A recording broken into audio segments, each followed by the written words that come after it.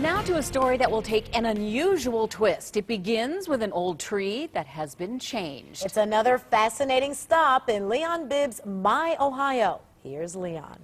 This is the story of a unique blending of the talents of two men and an old tree. The story begins with the death of something that was brought back to life as, well, I'm getting ahead of myself. Let me simply say that it is about an artist who's been called in to work in an unusual manner to create a piece of art. Even more unusual, another stop in My Ohio. Outside St. Patrick Catholic Church in the Lorain County community of Wellington is a stand of trees, the breeze bowing their branches.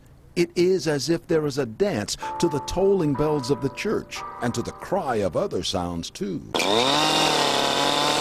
A chainsaw buzzes in the hands of an artist engrossed in his work. Bud Emerson brings life to a dead ash tree.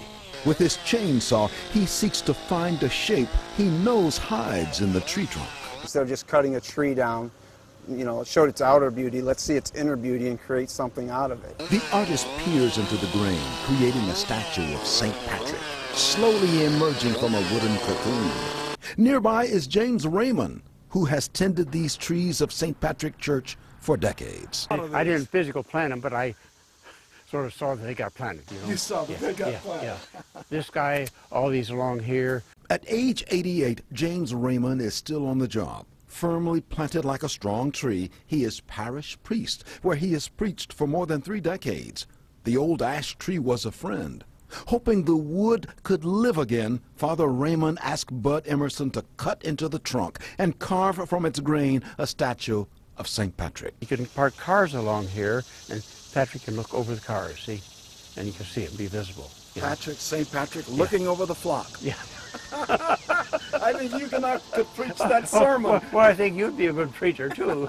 Our light moment blends with the sawing music of an artist who years ago began carving with all he had at the time.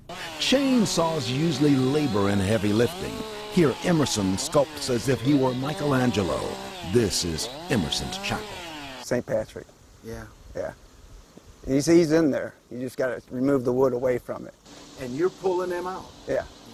The saw grunts loud enough to draw passersby, looking for St. Patrick to emerge. It looks beautiful. Yeah. Looks like the image. Yeah. St. Patrick kind of looking over your shoulder right there. That's right. Going to protect our parish.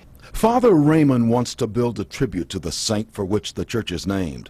Always close to God, this priest recalls World War II when he was an American bomber navigator. He nervously charted courses for the flight crew, looking for tiny Pacific islands thousands of ocean miles away. REYMANN trusted God would guide him as he plotted courses to safe landings. God still navigates you through life? I do believe that. I believe it. It's by hindsight, frequently. You don't see ahead of the thing. I think it's by hindsight you look back and say, yes, somebody was guiding me along the way. Father REYMANN sees God in many places, including in the churchyard tree. Priest and artist both work at a spiritual level. How about the cheeks? You were worried about the cheeks being too big. They're all right? We worked them down. Yeah, that's good. The old tree was 65 years old. During its time, it gave shade until disease came and it could give shade no more. But it is giving something else.